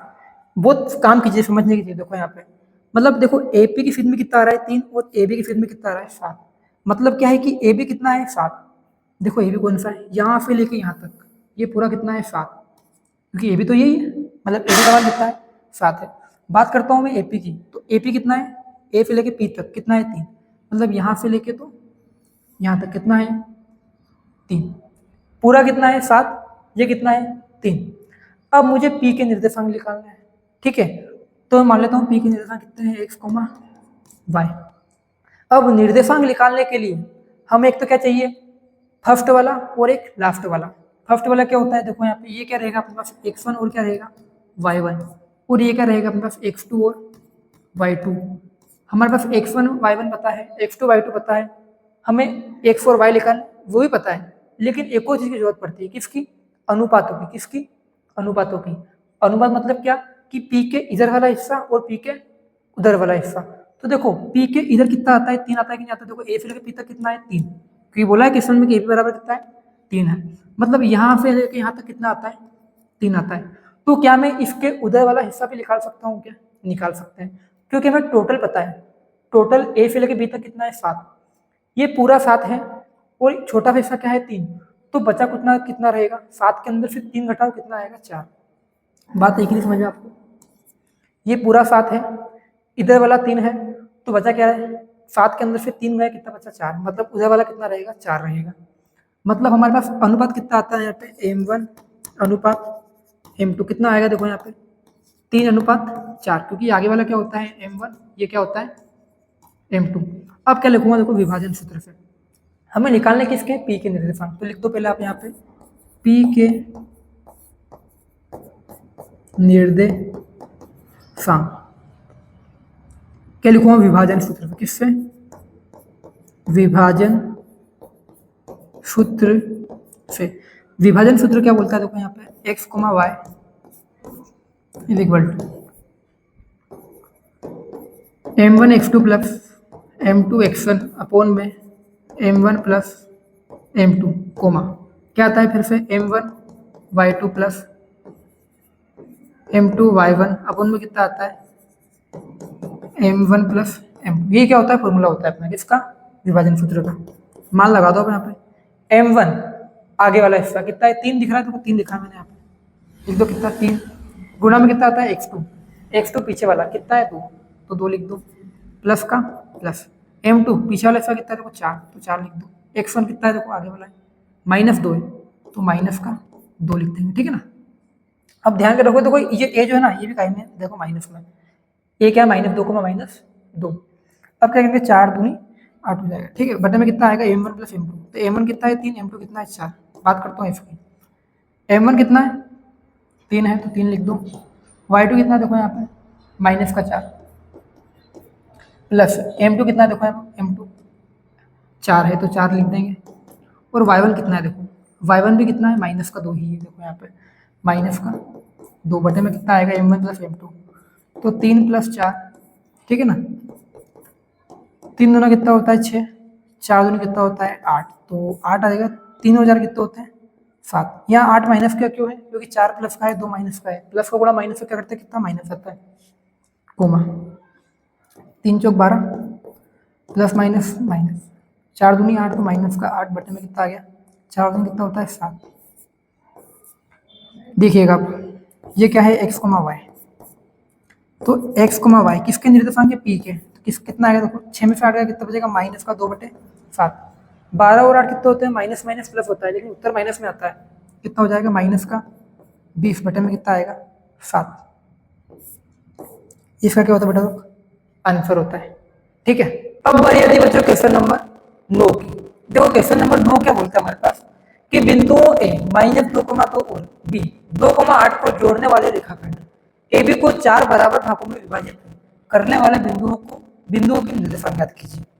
सबसे पहले क्या करेंगे अपन, एक रेखाखंड कीजिए, कौन सा वाला है AB, क्या नाम है रेखाखंड का AB, तो पहले एक लाइन खींचता हूँ, ठीक है ना, ये लाइन खींच देता हूँ मैं, ये रेखाखंड है, इसका ये वाला पॉइंट है, देखो कौन सा ये वाला पॉइंट है, क्या नाम है इसका, इधर तो क्या आता है A, इधर क्या आता है B। एक के निर्देशांक कितने देखो -2,2, तो माइनस का 2,2 और B के कितना है 2, कितना है 8, ठीक है। अब क्या करेंगे यहाँ पे, को 4 बराबर भागों में बांटना है, मतलब इसके इस सारे को मुझे क्या करना है 4 बराबर भागों में बांटना है। अब देखो इसको बराबर भागों में बांटना है, मतलब जितना हिस्सा उधर रहेगा उतना हिस्सा किधर रहेगा इधर, लेकिन कितने भागों में बांटना है मेरे को 4। अब 4 में बांटने से पहले मुझे बार 2 में बांटना पड़ेगा। बात सुनो, मैं आपको एक लकड़ी देता हूँ, क्या देता हूँ लकड़ी, ठीक है। अब मैं बोलता हूँ कि इस लकड़ी को तोड़ के 4 टुकड़ों में बराबर टुकड़ों में डिवाइड करूँ, तो पहले इसको 2 हिस्से करोगे, पहले अपन इसका करेंगे 2 हिस्से करेंगे, बीच में काटेंगे, फिर जो दो हिस्से आएंगे बराबर है, फिर उनके दो हिस्से अलग अलग करेंगे तो जाके 4 होंगे। तो अपन पहले क्या करते हैं, बीचों बीच एक पॉइंट लेते हैं। कौन सा लेते हैं? बीचों बीच। पहले इसके एक पार्ट इधर कर देते हैं, एक पार्ट क्या कर देते हैं इधर। कितने हिस्से हो गए? 2। फिर क्या करते हैं, फिर इन दोनों का एक और बीच पॉइंट लेते हैं, फिर इसको यहाँ से तोड़ते हैं। पहले अपन ने क्या करा, यहाँ से तोड़ा तो एक पॉइंट ये आया, ठीक है। फिर इन दोनों का बीच वाला पॉइंट कौन सा है? ये वाला लिया। फिर ऐसे ही यहाँ से लेके यहाँ तक का एक और बीच वाला पॉइंट लिया। कौन सा लिया? ये वाला। तो देखो यहाँ पे 4 हिस्से आए कि नहीं आए? अगर मैं 3 बिंदु लेता हूँ तो 4 बराबर बड़े हिस्सा है। देखो एक हिस्सा तो यहाँ से लेके यहाँ तक वाला एक यहाँ से लेके यहाँ वाला 2, एक यहाँ से लेके यहाँ वाला 3, एक यहाँ से यहाँ वाला कितना 4। ये चारों हिस्से क्या है? बराबर है। अब देखो इसका नाम ए है, इसका नाम कितना है? बी है। इसको नाम देता हूँ चलो मैं सी, इसका नाम देता हूँ मैं डी, इसका नाम कितना देता हूँ मैं ई। अपन क्या करेंगे सबसे पहले कि डी के निर्देशांक निकालेंगे, क्योंकि हमने अगर डी को तोड़ा है ना तो डी को बिल्कुल बीचों बीच से तोड़ा है। मतलब डी क्या है बेटा लोग? अभी डी को जब निकालेंगे ना अपन तो आपको सी और ई को क्या करना है? भूल जाना है। क्या करना है? सी और ई को क्या करना है? भूल जाना है। तो ये डी जो है ना वो इस ए बी का मध्य बिंदु है कि नहीं है? क्योंकि हम तोड़ेंगे बराबर बराबर भागों में बांटने के लिए तो बीचों बीच से तोड़ना पड़ेगा, ठीक है। तो वही बात है कि यहाँ पे डी क्या है? मध्य बिंदु है। तो लिखूंगा पहले मैं बिंदु, पे लिखते हैं बिंदु डी के निर्देशांक। क्या लिखेंगे पहले? बिंदु डी के निर्देशांक। और जो बिंदु डी है ना वो खुद भी क्या है? एक मध्य बिंदु है। और मध्य बिंदु के निर्देशांक कितने होते पता है आपको? मध्य बिंदु के निर्देशांक कितने होते हैं? x, y बराबर कितना होता है? x1 प्लस x2 बटे में 2, y1 प्लस y2 बटे में 2। ये इसका होता है। ये वाला आगे वाला x का मान इससे निकलता है और y का मान इससे निकलता है, ठीक है। अब क्या करेंगे, यहाँ पे मान रखेंगे। मैं बात कर रहा हूँ ओनली डी की, ठीक है। तो डी के निर्देशांक यहाँ पे पढ़ाता हूँ पुस्तक, इसमें डी के निर्देशांक आएंगे। तो डी के लिए ए वाला क्या रहेगा अपने पास? x1 और क्या रहेगा? y1। और बी वाला क्या रहेगा? x2 और y2, ठीक है। तो क्या आएगा फिर? x1 प्लस कितना? x2 करेंगे, कितना आएगा? x1 की वैल्यू कितनी तो यहाँ पे -2, तो -2 लिख देंगे। और x2 कितना है? 2, तो 2 लिख दूंगा। बटे में कितना आएगा? 2, कोमा का कोमा। y1 कितना है? 2, तो 2 लिख दो। प्लस y2 कितना है? देखो 8 है। बटे में कितना आ गया? 2। 2 से 2 गया, 2 में से 2 गया, कितना बचेगा? 0/2। 8 और 2 कितने होते हैं? 10। बटे में कितना आ गया? 2। 0 में 2 का भाग लगाएंगे, कितना आएगा? 0। और 10 में 2 का भाग लगाओ, कितना आएगा? 5। मतलब कितना आता है? 0,5। किसका मान? x, y का मान। मतलब ये किसके निर्देशांक है? डी के। तो यहाँ पे डी के निर्देशांक कितना है? देखो यहाँ पे 0,5। हमें यहाँ पे करना था कि बराबर भागों में बांटने वाले बिंदु के निर्देशांक निकालने थे। मतलब सी, डी और ई के निकालने थे। हमने डी के निर्देशांक तो निकाल लिए, ठीक है। मतलब डी के कितना है? 0,8। अब बारी इसके की देखो, मैं इधर लिख देता हूँ। अब बारी आती है सी के निर्देशांक। सी के निर्देशांक। अब देखो, अब आपको क्या करना है? थोड़ा स्मार्ट वर्क करना है बेटा लोग। क्या करना है? Smart work. अब देखो बात करता हूँ मैं सी की। तो आपने एक बात नोट करी, ये सी कब आता है? जब मैं ए से लेके जो डी तक है उसको बिल्कुल बराबर भागों में बांटूं। मतलब बात समझना, ये डी कब आया था? जब मैंने पूरी रेखा को बराबर 2 भागों में डिवाइड करा था। तो ये सी कब आता है? जब मैं पूरी इस एडी को, ए से लेकर डी तक को बीचों बीच पॉइंट, मतलब ये सी क्या है? इस एडी का मध्य बिंदु है कि नहीं है? ये सी जो है ना वो इस ए से लेके डी तक का बीचों बीच वाला सेंटर है कि नहीं है? तो क्या बोल सकता हूँ कि ये एडी जो है, ये सी जो है वो इस पूरी एडी रेखा का यहाँ से लेके तो यहाँ तक का क्या है? मध्य बिंदु है। तो क्या मैं फिर से मध्य बिंदु वाला फॉर्मूला लगा के उत्तर ला सकता हूँ? तो लिखूंगा फिर से क्या? x, y का सूत्र क्या होता है? x1 प्लस x2 बटे में कितना? 2, y1 प्लस y2 बटे में कितना? 2। अब यहाँ पे x1 का काम कौन करेगा? ये c जो है ना वो किसका मध्य बिंदु है? a और d का। तो अपना a जो रहे ना वो तो x1 y1 रहेगा, लेकिन अब x2 y2 क्या हो जाएंगे? चेंज हो जाएंगे, क्योंकि खत्म कहाँ पे हो रहा है? वो d पे हो रहा है। तो इसका जो d के नाम है ना वो क्या बन जाएंगे अपने पास? x2 और y2। और हमें d के मान अभी हाल निकाले ही है, क्योंकि d का मान कितना है? 0,5 है, ठीक है ना। 0, कितना आया है? 5 आता है। कितना आता है? 0,5। 0, कितना आता है? 5, ठीक है। बात आगे समझ में। सी के लिए x1 y1 ये रहेगा और x2 y2 ये रहेगा। तो मान लगा दो फिर से, कितना आएगा?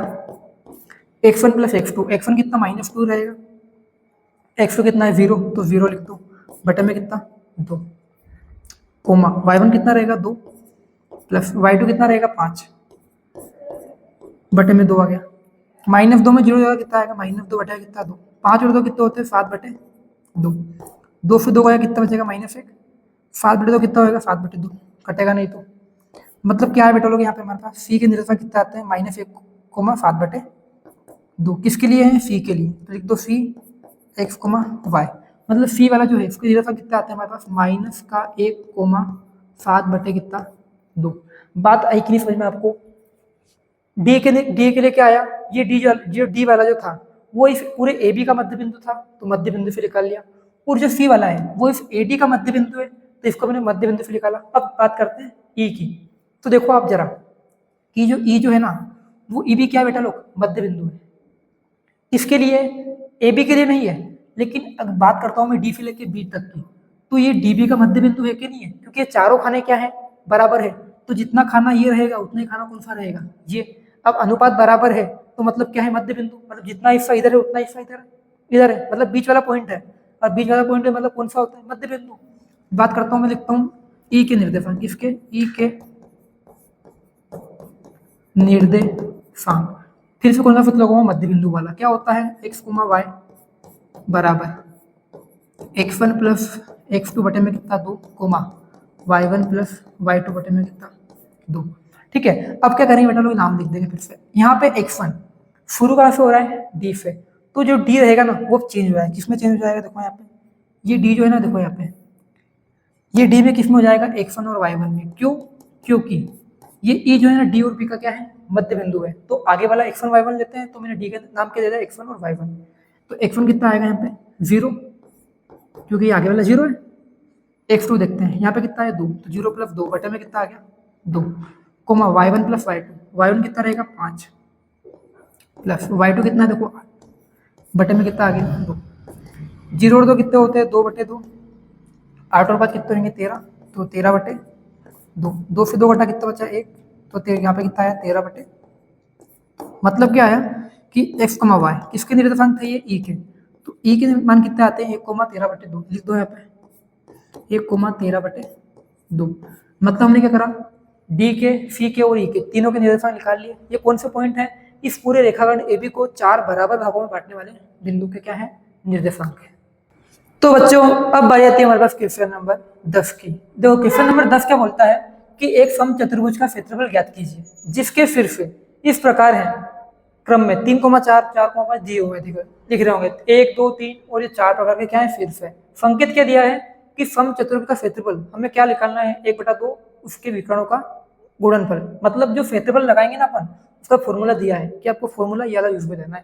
ठीक है, अब देखो कि पहले समचतुर्भुज की डिजाइन बनाते हैं कि समचतुर्भुज दिखता कैसा है। ठीक है ना, पहले देखना अभी तक ये समचतुर्भुज की डिजाइन है। समांतर चतुर्भुज जैसा ही होता है लेकिन चारों भुजाएं क्या होती है एक जैसी होती है। ठीक है ना, अब ये क्या है अपना समचतुर्भुज है। अब करेंगे क्या, देखो इसके शीर्ष क्या है 3,0, तो पहले लिख दो आप कितना है यहाँ पे 3,0, उसके बाद क्या है 4,5, तो 4,5, उसके बाद कितना आता है -1,4, तो -1,4, फिर कितना आता है -2, -1। अब नाम दे सकते हो, इसका नाम दे दो कितना a, इसका b, इसका c, इसका कितना d। अब बोला क्या है कि क्षेत्रफल निकालना है, क्या निकालना है मेरे को क्षेत्रफल, देखना है यहाँ पे आप क्षेत्रफल क्या बोला है कि 1/2 गुणा क्या बोला है यहाँ पे विकर्णों का विकर्ण का गुणनफल, क्या बोला है विकर्ण का गुणनफल। अब देखो विकर्ण मतलब क्या होता है, विकर्ण यहाँ पे देखिएगा, विकर्ण मतलब क्या है कि यहाँ से लेके यहाँ तक की दूरी ये क्या कहलाती है विकर्ण कहलाती है। तो यहाँ पे 2 प्रकार के क्या है विकर्ण है, एक विकर्ण तो बड़ा वाला और एक और विकर्ण क्या है ये वाला। ठीक है, एक विकर्ण तो ये वाला, एक और विकर्ण कौन सा वाला ये, तो 1/2 रहेगा। अब विकर्णों का गुणनफल मतलब क्या है कि जो हमारे पास 2 प्रकार के क्या है बेटा लोग विकर्ण जो है ना उनका क्या करना है वो गुणा करना है। तो पहले मुझे विकर्ण का मान निकालना पड़ेगा। तो देखो विकर्ण मतलब एक दूरी है कि नहीं है, तो क्या मैं विकर्ण का मान दूरी सूत्र से निकाल सकता हूँ क्या, लिखता हूँ पहले मैं क्या, दूरी सूत्र। क्या लिखेंगे अपन, दूरी सूत्र। फिर बात करते हैं बड़े विकर्ण की, तो ए से लेके सी तक। तो दूरी सूत्र क्या होता है अपने पास, यहाँ पे लिख देता हूँ पहले मैं, x2 माइनस x1 का whole square plus y2 minus y1 का होल स्क्वायर, ये दूरी सूत्र होता है। बात करता हूँ सबसे पहले बड़े विकर्ण की, तो बड़ा विकर्ण क्या है, ए से लेके सी तक, तो रूट लगा दूँ मैं, एक्स ए सी की बात कर रहा हूँ, ठीक है। तो ऊपर वाला क्या बन जाएगा, देखो ये वाला x1 और क्या बन जाएगा y1, ठीक है ना, और ये क्या बन जाएगा x2 और क्या y2। ए वाला रहेगा x1 y1 क्योंकि आगे आ रहा है, सी वाला क्या रहेगा x2 y2 के पीछे क्या आ रहा है सी। फॉर्मूला क्या बोलता है, x2 माइनस x1, ठीक है। तो x2 कितना है देखो यहाँ पे -1, तो -1 माइनस फिर क्या है x1, x1 कितना है 3, तो 3 लिख देंगे। इसका क्या है यहाँ पे होल स्क्वायर प्लस का प्लस y2 कितना है देखो यहाँ पे 4, तो 4 लिख दो, माइनस का माइनस y1 कितना है 0, तो 0 का यहाँ पे होल स्क्वायर, माइनस माइनस क्या होता है जुड़ते, तो -4 का होल स्क्वायर प्लस 4 का स्क्वायर। 4 का स्क्वायर कितना होता है 16, तो -4 का स्क्वायर भी कितना होगा 16, फिर से कितना आ गया 16, 16 16 कितने होते हैं 32। तो क्या मैं फिर लिख सकता हूँ इसको 32 को लिख सकता हूँ 16 गुणा में कितना 2, 16 का वर्गमूल कितना होता है 4, तो 4√2, मतलब हमारे पास यहाँ पे AC का मान कितना आता है 4√2। ये हमारा एक विकर्ण दिख रहा है, कौन सा नंबर 1 का विकर्ण है। लेकिन हमारे पास यहाँ दो प्रकार के क्या होते हैं विकर्ण होते हैं। तो बात करता हूँ दूसरे विकर्ण की, तो देखो दूसरे विकर्ण का नाम कितना है, बी से लेके डी तक। लिखता हूं मैं क्या, बी डी, फिर से फॉर्मूला लगाएंगे अपन वही वाला x2 माइनस x1 का होल स्क्वायर। अब बी डी के लिए यहाँ पे आगे वाला क्या बन जाएगा x1 और क्या y1, क्योंकि शुरू कहाँ से होता है बी से, और डी पे क्या होता है खत्म, तो ये क्या बन जाएगा अपना x2 और क्या y2। फॉर्मूला क्या बोलता है x2 माइनस x1, तो x2 कितना है -2, तो -2 माइनस x2 माइनस x1, तो x2 मतलब -2 माइनस x1 कितना है 4, तो 4 लिख दो, इसका क्या आ जाएगा whole square plus y2 minus y1, y2 कितना है -1, तो -1 माइनस y1 कितना देखो यहाँ पे 5 है, तो 5 लिख देंगे, इसका क्या आ जाएगा होल स्क्वायर। 4 तो कितने होते हैं 6, तो -6 का होल स्क्वायर, -5 और कितना हो जाएगा फिर से -6 का, -6 का कितना हो जाएगा होल स्क्वायर। बताओ 6 का स्क्वायर कितना होता है 36 का स्क्वायर कितना हो जाएगा 36, क्योंकि याद रखना है माइनस का स्क्वायर भी टाइम में आता है प्लस में, कितना आएगा 72 लिख सकता हूँ इसको कितना 36 गुणा में कितना 2। अब 36 का रूट कितना होता है 6, तो 6√2, मतलब हमारे पास यहाँ पे बी डी का मान कितना आता है 6√2। अब देखो हमने यहाँ पे इन सबके मान निकाल लिए। अब बात करता हूँ क्षेत्रफल की, तो क्षेत्रफल क्या बोलता है देखो 1/2 गुणा विकर्णों का क्या होता है गुणनफल। तो विकर्ण क्या आया, एक तो विकर्ण कौन सा है AC, एक और क्या है B, तो AC गुणा कितना जाएगा BD। देखो इधर आगे फोल्ड करता हूँ 1/2, AC का मान कितना है 4√2, लिख दूंगा कितना में 4√2 गुणा BD का मान कितना है 6√2, मतलब मैंने दोनों विकर्णों का क्या कर दिया गुणा कर दिया और 1/2 का भी आगे लगा दिया मैंने, ठीक है। 1/2 √2 का गुणा √2 से करूँगा कितना आएगा 2, तो 4 गुणा कितना हो जाएगा 2, गुणा में कौन क्या रहेगा 6। ये दोनों √2 मिलकर बनाएंगे 2 बनाते, पता है ना आपको, 2 दूनी कितना हो जाएगा 4, और 4 का वर्गमूल कितना होता है 2, तो इसलिए √2 का गुणा √2 से करते हैं क्या आता है 2, 2 से तो 2 कड़ी है, पता कितना 4 और 6, तो 6 जो कितना होता है मतलब 24, मतलब क्या है 24 जो है ना वो इसका क्या है क्षेत्रफल है, और जो क्षेत्रफल होता है वो स्क्वायर में होता है। लिख दो क्या मात्रक वर्ग, क्योंकि कुछ ना कुछ तो इकाई होगी, कुछ ना कुछ तो मात्रक होगा, सेंटीमीटर होगा मीटर होगा, लेकिन वर्ग जो है किस लिए है क्योंकि ये क्षेत्रफल है। तो बच्चों अब बारी आती है हमारे पास क्वेश्चन नंबर 3 की। थोड़ा अच्छा क्वेश्चन है, थोड़ा अटपटा है, लेकिन बिल्कुल अच्छे तरीके बताने वाला हूँ, ठीक है ना। आपको क्वेश्चन इतना बड़ा देख के घबराने की आवश्यकता नहीं है पहली बात, ठीक है। तो देखो क्वेश्चन क्या बोला है कि आपके स्कूल में खेल कूद क्रियाकलाप आयोजित करने के लिए एक आयताकार मैदान ABCD में, देखो एक डायग्राम जो है देखो ABCD आयताकार है, चूने से परस्पर 1 मीटर की दूरी पर पंक्तियां बनाई गई। ये जो पंक्तियां दिख रही है आपको ये 1 मीटर की पंक्तियां हैं, ठीक है। जो दो पंक्तियां दिख रही है ना आपको 1 मीटर की पंक्तियां हैं। उसके बाद क्या बोला है कि AD के अनुदिश परस्पर 1 मीटर की दूरी पर, तो क्या बोला है AD के अनुदिश परस्पर 1 मीटर की दूरी पर 100 गमले रखे हुए, मतलब कि कौन सी रेखा में AD रेखा में, मतलब इस ऊपर वाली रेखा में जो गमले रखे हैं ना अपन, ये गमले दिख रहे हैं आपको, ये 1-1 मीटर की दूरी पे रखे हैं कि 1 मीटर पे एक और गमला, 2 मीटर पे दूसरा, 3 मीटर पे तीसरा, 1-1 मीटर पे रखते गए अपन, ठीक है। अब निहारिका दूसरी पंक्ति में एडी के 1/4 भाग के बराबर दूरी दौड़ती है। बात समझो कि यहाँ पे क्या बोला है कि पहले लिखता हूँ, चलो साथ में निहारिका पे लिखते हैं हल। देखो निहारिका के निर्देशांक, निहारिका के निर्देशांक, बात समझना ऐसा मैंने क्यों लिखा है निर्देशांक। अब देखो निहारिका है तो मैं काम करता हूँ, निहारी का जो ये है ना इसको मैं दर्शाता हूँ एन से, ठीक है। निहारिका जो है ना दूसरी पंक्ति में, कौन सी पंक्ति बेटा लोग, दूसरी पंक्ति में, कौन सी पंक्ति में, दूसरी पंक्ति में। तो सेकंड पंक्ति कौन सी, ये वाली है ना, तो सेकंड पंक्ति तो दौड़ रही है, दौड़ रही है, ये निहारिका तो सेकंड पंक्ति के अंदर ही है, ठीक है। दूसरी पंक्ति में एटी के 1/4 भाग के बराबर दौड़ती है, मतलब एटी जो पूरा रेखा है ना इसका 1/4। अब देखो किसी ने बोला क्या था कि एडी में कितने गमले रखे हुए हैं, 100 गमले रखे हुए हैं, कितने रखे हुए हैं, मतलब एडी में कितना दूरी है, 100 दूरी, कितनी है, 100 दूरी है। अब इसके अंदर इसका क्या बोला है 1/4 भाग, क्या बोला है 1/4 भाग, तो किसका 1/4 भाग, 100 का। तो लिखता हूँ चलो मैं 100 का 1/4, बताओ 100 का 1/4 कितना आता है, मतलब कि 100 गुणा में 1/4, तो 4 दूनी 8 आएगा, 2 बचेंगे, 4 पंजे कितना आएगा 20, मतलब कि 100 का चौथा हिस्सा। ऐसे मैं कितने हिस्से करूं कि चौथा हिस्सा 4 हिस्से हो जाए, 25-25 का हिस्सा करना पड़ेगा मुझे, 25 के 4 हिस्से करने पड़ेंगे तब जाके 100 होंगे, मतलब चौथा हिस्सा कितना आएगा 100 का 25 आएगा।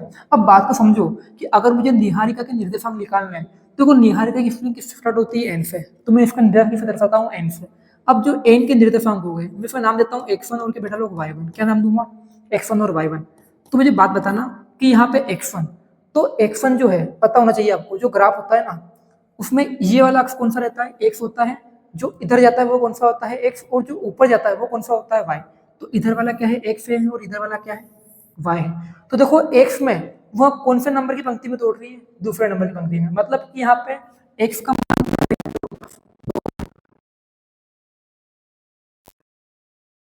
बताओ कौन सी है, एडी। तो बताओ एडी में कितना चलती है, वो देखो यहाँ पे एडी में 100 का 1/4 मतलब क्या 25, तो मतलब एडी के अंदर वो कौन से गमले तक जाती है, 25वें गमले तक जाती है। कहाँ तक जाती है, 25वें गमले तक।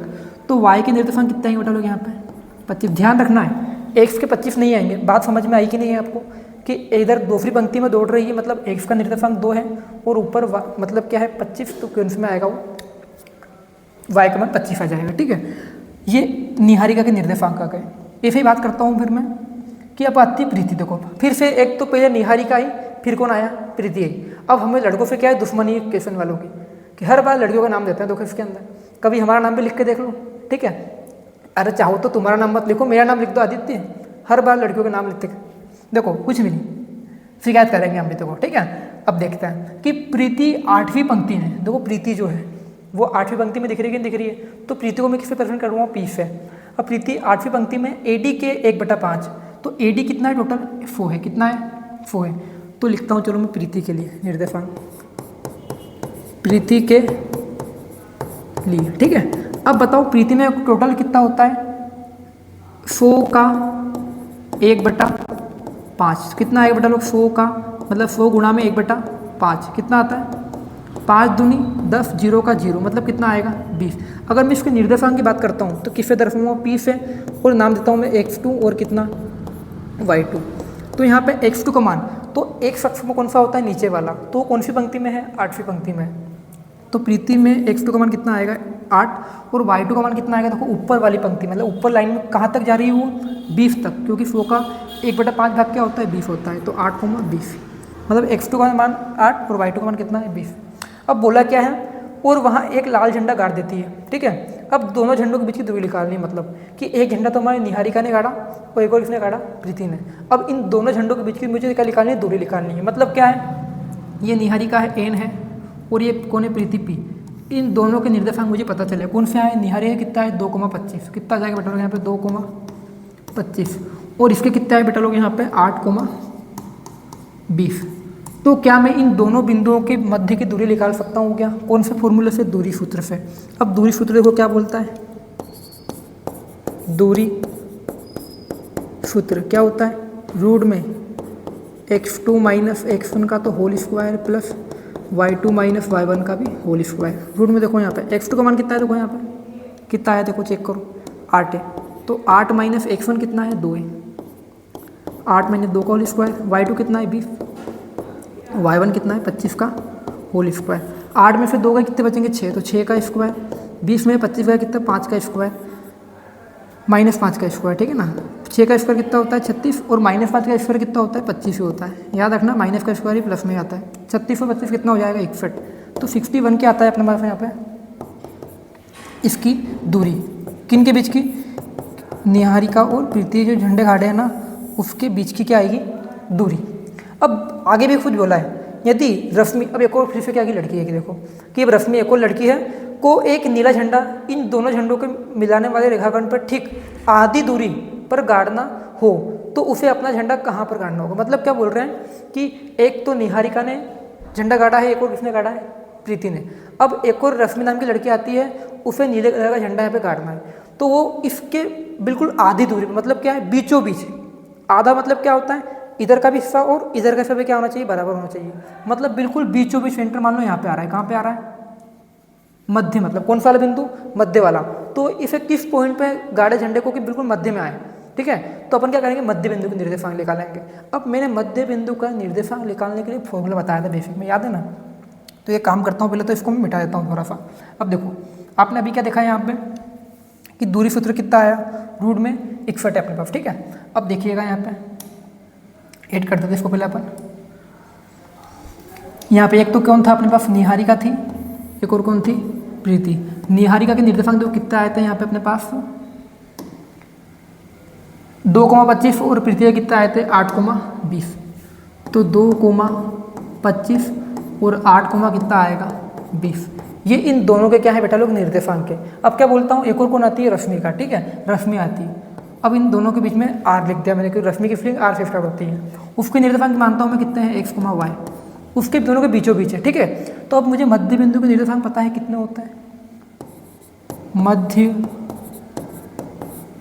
बिंदु के निर्देशांक बताओ क्या होता है निर्देशांक, x, y is equal to x1 plus x2 upon में 2, y1 प्लस y2 अपॉन में कितना होता है 2 होता है। अब देखो x1 की वैल्यू यहाँ पे मिला तो कितनी है, देखो x1 मीन्स मतलब क्या है ये आगे वाला x1 y1 ये x2 और y2। x1 मतलब 2, x2 मतलब 8, तो 2 + 8 बटे में कितना आएगा 2। y1 मतलब कितना है 25 और y2 कितना है देखो यहाँ पे 20 बटे में कितना आ गया 2। 2 और 8 10 बटे 2, 25 और 20 45 बटे में कितना आ गया 2। 2 पंजे का कितना होता है 10, तो यहाँ पे 5, कितना आएगा 45 बटे 2। तो ये कितना आया x, y के निर्देशांक कितना है यहाँ पे ये है। अब चाहो तो आप 45 बटे 2 को काट भी सकते हो, कितना आएगा 22.5 आएगा। चाहो तो यहीं पे भी एंड कर सकते हो या फिर यहीं भी सही है और चाहो तो काट भी सकते हो, ठीक है ना। क्या आता है x, y मतलब मध्य बिंदु कौन सा है 5,45 बटे 2, मतलब कि रश्मि को इस बिंदु पे क्या करना है झंडा गाड़ना पड़ेगा अगर उसको बिल्कुल आधी दूरी चाहिए, मतलब बीचों बीच में चाहिए तो।